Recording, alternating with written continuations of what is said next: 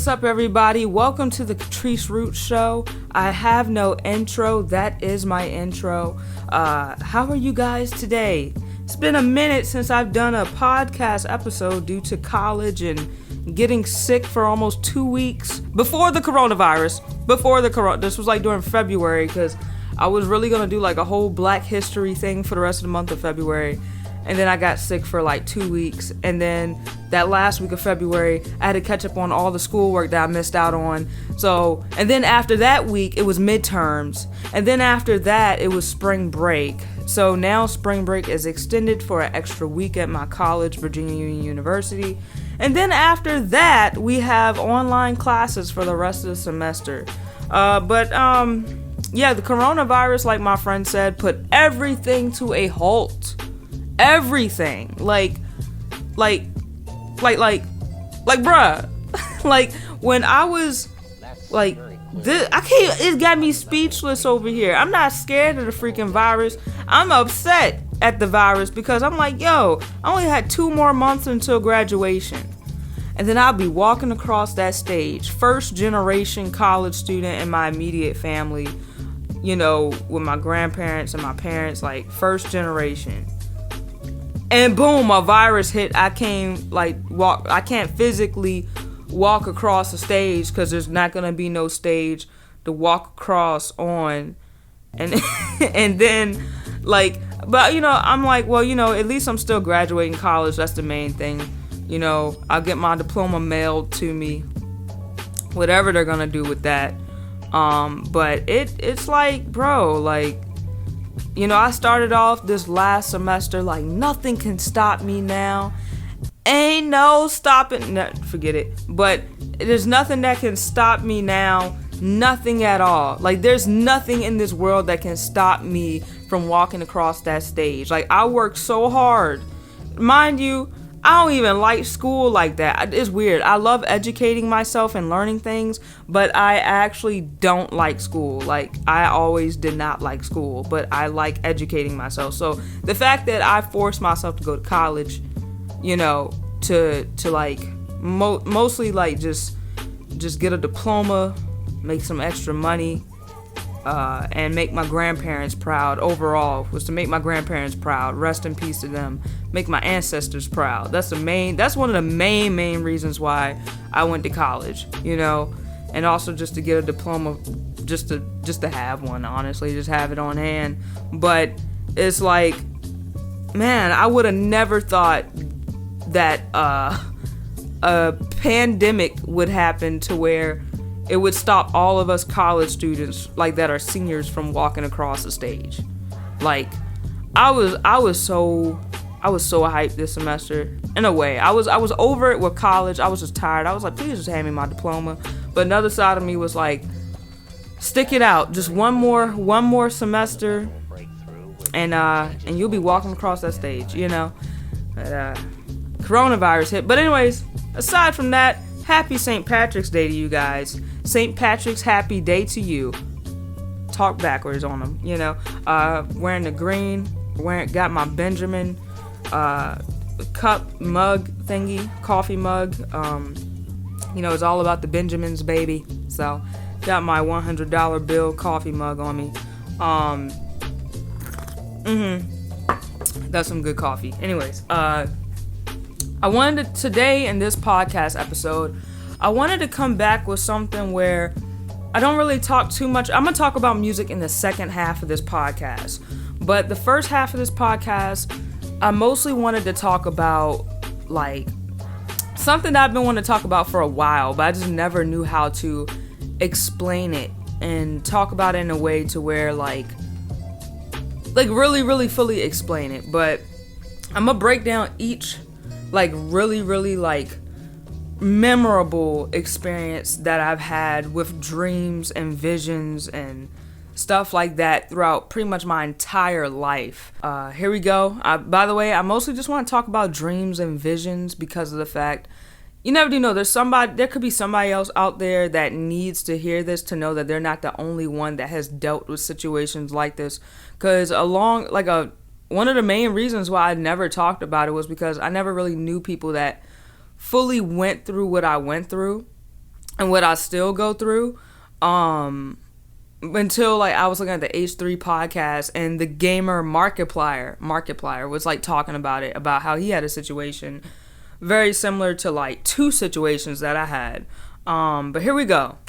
So this whole entire dream vision thing started when I was like 5 years old. Like, it happened a day after my grandfather's funeral, and I was very close to my grandfather. So it happened a day after his funeral. I was 5 years old. It was in the summertime of 2004.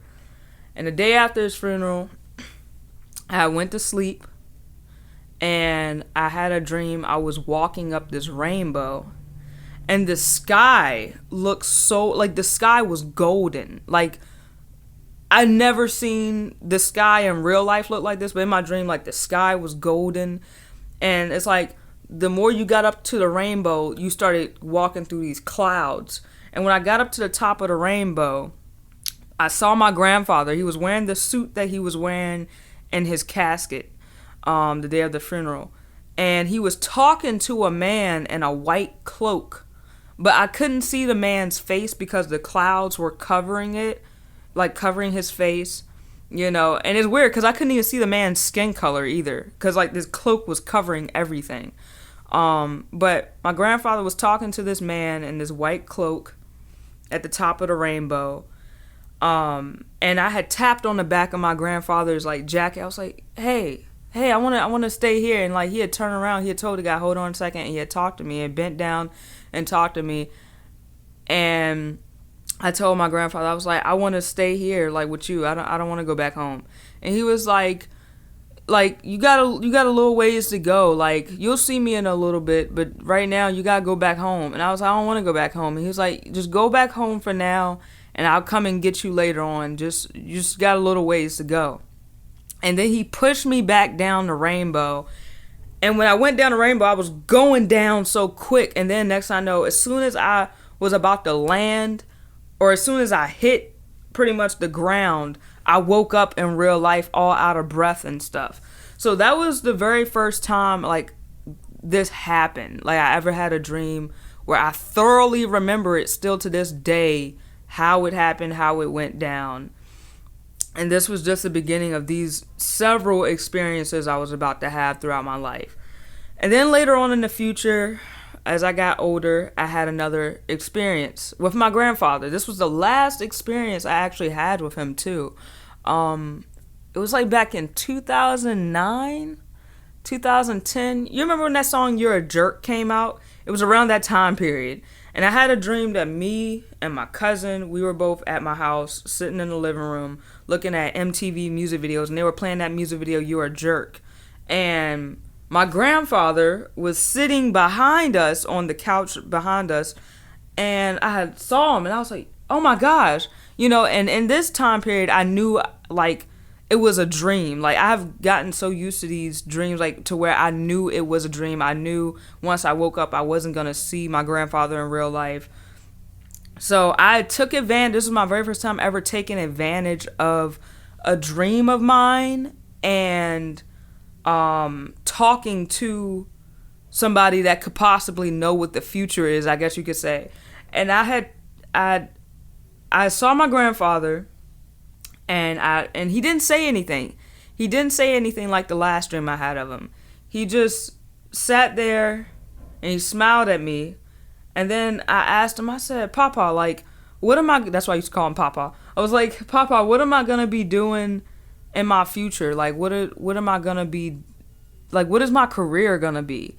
And he got up and he walked slowly to the TV, and he smiled at me and he pointed to the TV while the music video "You're a Jerk" is playing. And I was like, and in my mind back then, I was like, oh snap, I'm gonna be doing music videos or something, like what? And I was like freaking out. And then I woke up in real life and I was like, whoa, like, you know. And during that time period, and like when I was like, how was I in 2009, like 11, 12 years old, somewhere around there. During that time period, I don't even think I even had a camera per se. Like, I wasn't doing no type of filming except for like filming of like my family members, like just family videos. but I wasn't really doing like no serious filming like how I do now, you know. But that was like my very first experience where I actually talked to my grandfather, knowing that this is just a dream, but I'm gonna take advantage and just really talk to him somewhat. Even though he didn't talk back, he just smiled. And it was like a pleasant smile. It wasn't like no creepy smile or no. It was like a pleasant smile, like he was pleased about something. He pointed at the TV, you know. And even during that time period, when I woke up from the dream, I didn't really think nothing of it, like, until years later. Because mind you, I'm a very oblivious person. I'm the type of person, if you were to say a joke to me and you expect me to catch on, I'm probably not going to catch on. Like, usually you would have to tell me what you meant, you know, by that joke or something. You know, I'm that type of person. I'm just very oblivious. It takes me a long time to catch on to something if you don't tell me what it is, you know. But it's something how during that time period I did not think anything of it until years later in the future, when I'm like a senior in high school, freshman in college, sophomore in college, where I thought about it. I'm like, wow, like I'm out here filming music videos. I'm out here filming short films and documentaries. I'm out here majoring in mass communications, dealing with broadcasting, television broadcasting, all that type of stuff, radio broadcasting. But back when I was like 10, 11, 12 years old and I had that dream, I wasn't doing any of that stuff, you know? So it really just makes you think, you know what I'm saying? Like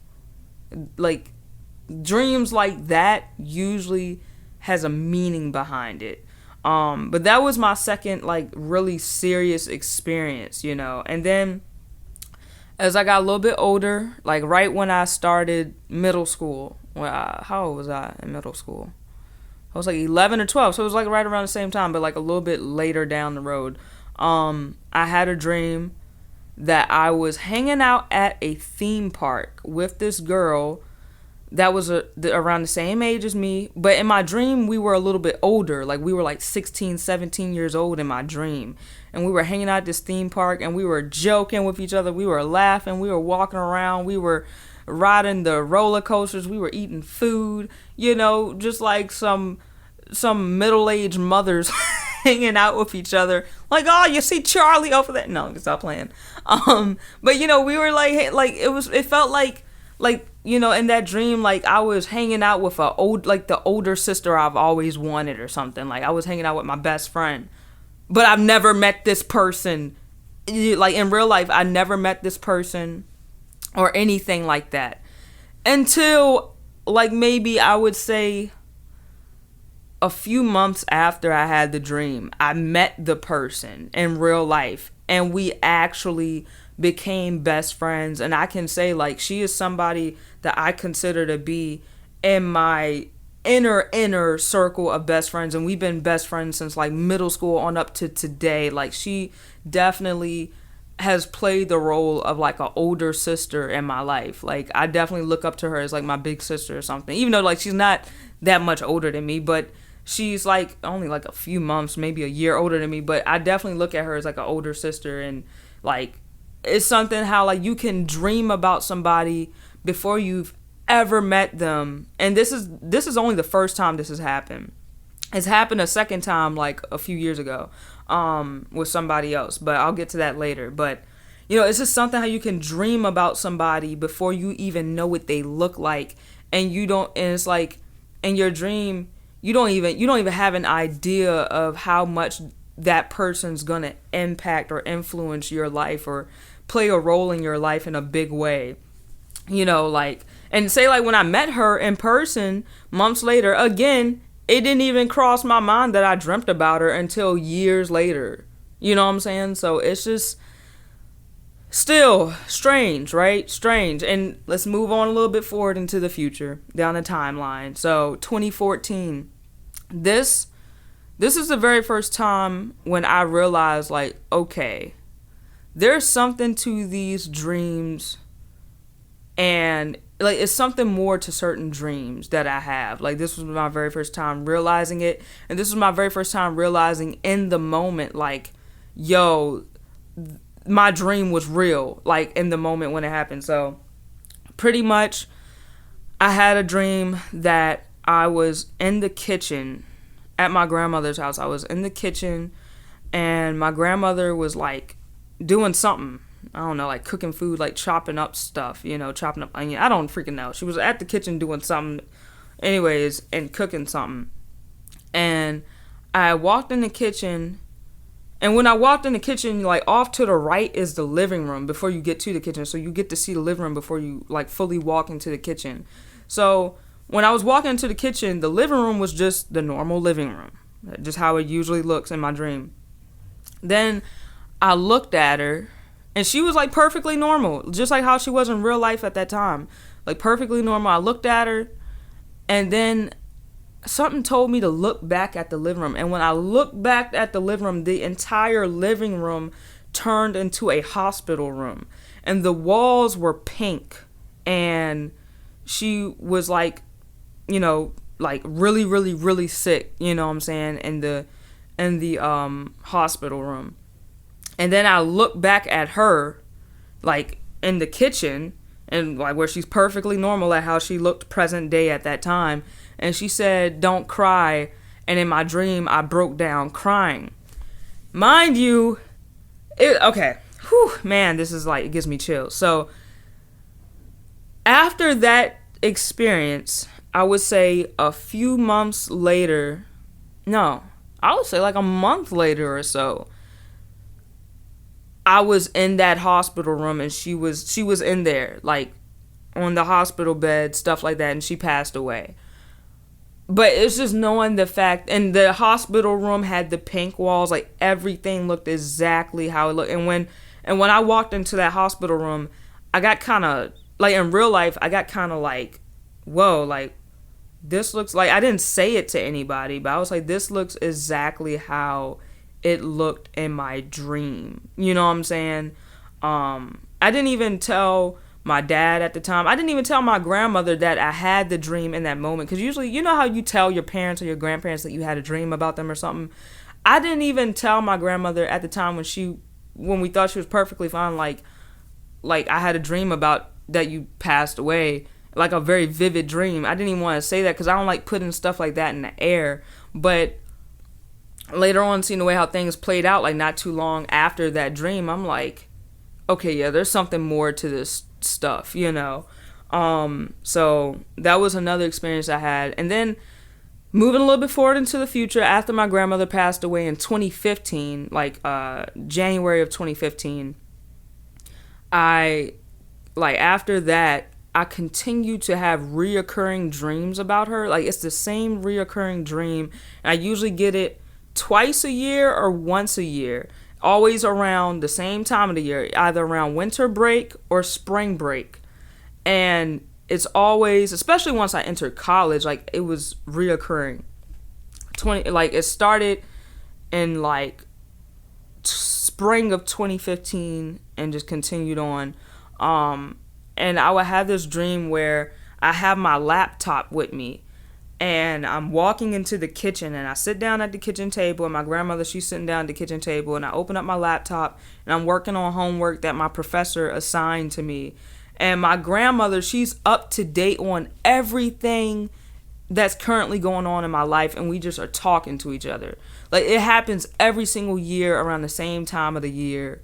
And like with me, I've grown so used to it to where I know it's a dream or some type of spiritual experience to where I just enjoy it. Like, I just sit back and I talk to her because I'm thinking, like, this is the only time I'm going to be able to talk to my grandmother because I know in real life I can't see her. So I'll just talk to her in this reoccurring dream that I have for some reason around the same time of the year. And like I said, the coolest thing is that she's up to date on everything that's going on currently in my life. So that's another experience that I have and that I still have. And then, so moving a little bit forward, this is another situation. Well, let me actually move a little bit back. Like in 2016, I had my very first situation where I saw, how can I say it? I dreamt that I was being thrown overboard off this boat, right? and I was drowning in the water. Mind you, one of my biggest fears is drowning in the ocean. And I had a dream I was drowning in the water. I was like, help me, help me. And I knew how to, and I know how to swim, but I'm still just afraid of drowning. And I was just like, help me, help me. And they were just throwing people overboard. And the guy that was being thrown overboard right after I got thrown overboard had this creepy smile. Like, he was like this the whole time when they threw him overboard. And like, literally, while I was swimming and saying, help me, like, when he was drowning, like, he still had that creepy smile. And then when I woke up in real life, this man's face was still, like, in my bedroom, like, because, like, my bed is connected to a shelf. And it's, like, on the shelf, on the head of the shelf, the guy's face was still like this. And I had, like, woke up and I had screamed so loud. My dad had ran into my room. Because, mind you, I was still seeing the man's face. Like, I was screaming and stuff. And as soon as I looked over to my dad, I was like, Dad, there's a guy right there as a face. And he was like, yo, what are you talking? And I looked back and the face was gone. The face was gone. That was my very first experience with that. And then my last experience was in 2017. I think it was 2017. It was either 2017 or 2018 where I had a dream. It was during winter break. Like, it was like a week before school started. And it was during winter break. And I had a dream that I woke up, you know, just waking up, looking at TV. Woke up in the middle of the night, looked at TV. And I looked beside me and there was a guy sleeping next to me. And in my dream, I was perfectly used to it. I don't know if, like, in my dream that was my husband or something, but I was just used to that guy sleeping next to me. And I went back to sleep in my dream. But when I woke up in real life, I still saw that guy sleeping next to me. And I was like, whoa, whoa. And I was like freaking out and I was blanking. And then that's how I know when I looked, he was gone. Mind you, I never saw his face because his back was turned towards me. But the shape of his body, you know, was like, okay, so the shape of his body, the length of his hair, and his height is just like a guy that I know right now that's another person that's a best friend of mine that I consider in my small group of friends is like one of my best friends. I saw him in my dream before I ever met him. Literally a week or so after that dream, when spring semester started with school, I sat right next to him in class, you know. But like I said, I ain't even paid no attention to it. Like, I didn't even think that dream correlated with the person that I sat next to in class. Like, it did not cross my mind until like recently, like, oh snap, that might have been the person that I know now that I dreamt about before I even met him. Like, I dreamt about this person, possibly that person, before I ever even met him. And now he's like one of my best friends. Again, like, I don't know why he had to be in bed in my dream. I don't know how life works out, but just the fact that he was like I dreamt about somebody before I ever even knew what they looked like, before I ever even met them. And again, there are somebody else that I would call like one of my best friends. It really makes you think, you know what I'm saying? But it's like I just realized, like, I must just have dreams about people that either are going to hold a special place in my life of like being best friends or whatever, or people that already hold a special place in my life. I still don't know how to make all this stuff correlate, but just all I can say to you guys is pay attention to the dreams you have. Like, now I know some dreams are just dreams. Like, don't pay no attention. Like, it's just a dream. But some dreams do mean more than what you think it is. Like I would say like 75% of the dreams and visions that I've experienced throughout life has came true, either exactly how I dreamt it or along the lines of somewhat of how I dreamt it. So always pay attention to your dreams. Now, aside from that, let's talk about music, okay? After I creeped you guys out. But let's talk about some music, though. So I wanted to talk about artists that I used to like and why I'm not really a big fan of their music anymore. Like Drake and Chance the Rapper. And kind of Logic. But let's talk about Drake first, right? Congratulations, first of all, to Drake for doing something big with the Billboard. He's a great businessman, you know. He got that business mind, you know. But congratulations to him. But I just want to talk about his music. So, mind you, I haven't really listened to Drake's like a full on Drake project since 2013. Like since 2013. So I was thinking, like, why is that though? Like, I like Drake, he's a cool guy, you know, like he makes decent music, but why is it that I haven't really taken out the time to really listen to his like full on project since 2013? And I was thinking about it, and I was like, oh yeah, around that time is when he started getting a ghostwriter. So this is the thing. I started putting the pieces together, and I'm like, all of us as music lovers, all of us as music creators, I feel like we can all tell a difference in our favorite artists when they are writing their own stuff and it's really coming from the heart, and you can really feel it because they're writing it, compared to once they get kind of up there in the industry and, you know, they start hiring. I don't like calling it ghostwriters in Drake's situation, since he has moved more into the pop field. Mind you, in pop music, it's kind of normal to have assistant writers, like assistant songwriters, or so-called ghost writers, like the hip-hop industry like to call it. Because, I mean, think about it. The first person to kind of like create pop music, and that was the very first pop star, was Frank Sinatra. And all of his music was written by songwriters. It wasn't him. You know, he just sung the songs. At least I think so. Or if so, he might have had a little bit involvement on the songs that, you know, that were written for him, you know. But, you know, it's like with Drake, it's like I realized that when he first came out, like those first 3 to 5 years of Drake, when he first came out, I was a fan. Like, I was a fan of Drake. I was like, this guy's spitting. He's spitting. He's spitting some lyrics, you know. And then after that, you know, after that 3 to 5 year mark, that's when I started to lose interest. I'm not saying that he doesn't make good music. I'm not saying, like, you know, like he can't rap, nothing like that. But it's like that's when I started to lose interest. But I found out around that same time period is when he started getting a ghostwriter.